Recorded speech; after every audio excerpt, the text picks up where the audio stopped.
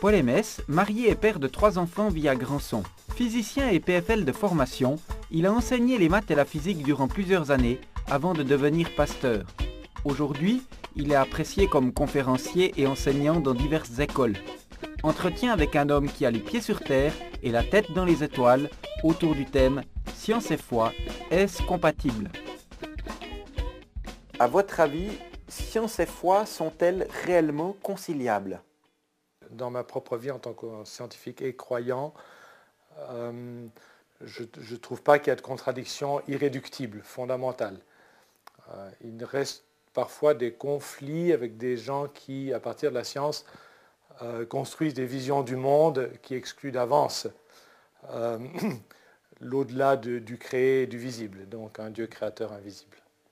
Pouvez-vous nous dire quelques mots de votre cheminement personnel autour de la relation entre science et foi? Ça va peut-être vous surprendre, mais j'ai fait les études de physique à l'école polytechnique en cherchant la vérité. J'étais passionné de l'univers, des réalités grandes, de la cosmologie.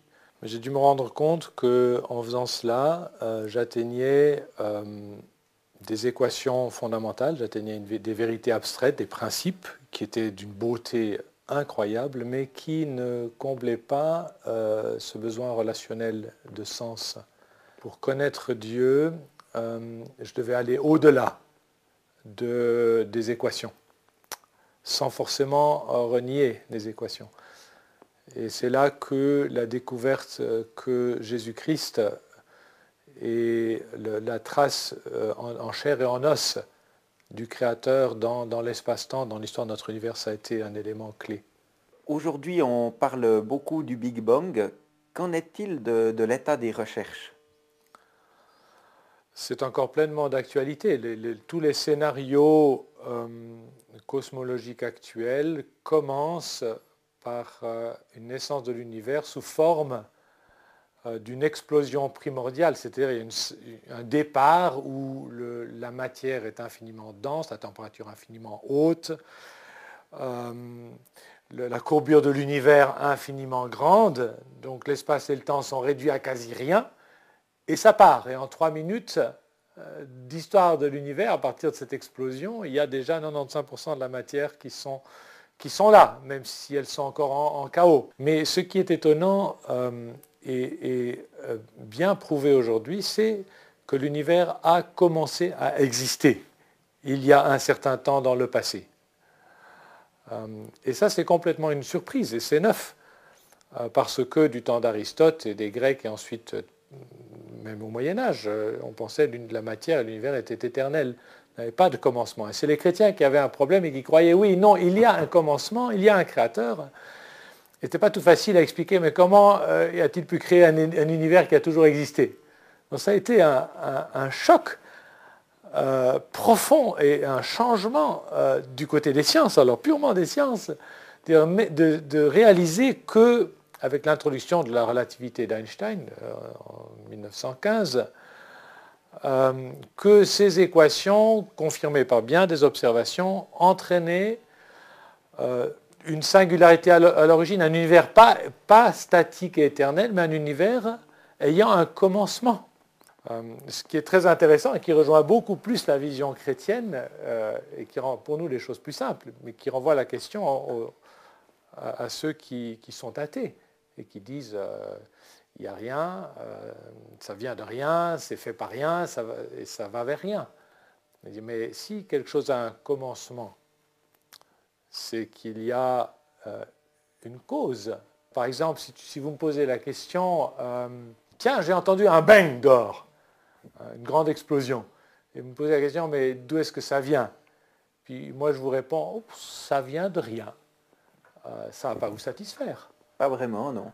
C'est de la même manière, le Big Bang, c'est dire, mais il y a eu quelque chose, l'univers a commencé, puis se pose la question, mais d'où est-ce que ça vient? Et si je réponds de rien, ça ne va pas vous satisfaire. Et la science ne peut pas répondre de qui, d'où, mais elle peut simplement dire, nous arrivons à la question de la cause. Et cause, il doit y avoir quand il y a quelque chose qui arrive à l'existence. la cause qui a créé cet ensemble ne peut pas être de la même nature que ce qui a été créé, parce que sinon ça remet le problème plus loin. C'est vraiment des conditions initiales de l'univers dont nous cherchons la cause. Et cette cause ne peut pas être elle-même faite de temps, faite d'espace, faite de matière. On peut aussi imaginer qu'il y a une cause qui a créé la cause, ou formulé autrement, qui a créé Dieu? Ah oui, ça c'est sûr. Donc on fait rebondir la question plus loin. Les gens reprochent souvent aux chrétiens de dire oui, mais d'accord, Dieu a créé, mais qui a créé Dieu? Simplement, il faut bien comprendre qu'on saute dans une autre réalité, parce que le temps fait partie de la création. Donc dès qu'on dit qui est la cause du temps, on dit c'est Dieu, on ne peut pas mettre Dieu dans le temps. Donc du qui a créé Dieu, c'est une notion qui est par rapport à quelque chose qui a eu un commencement, qui est dans le temps.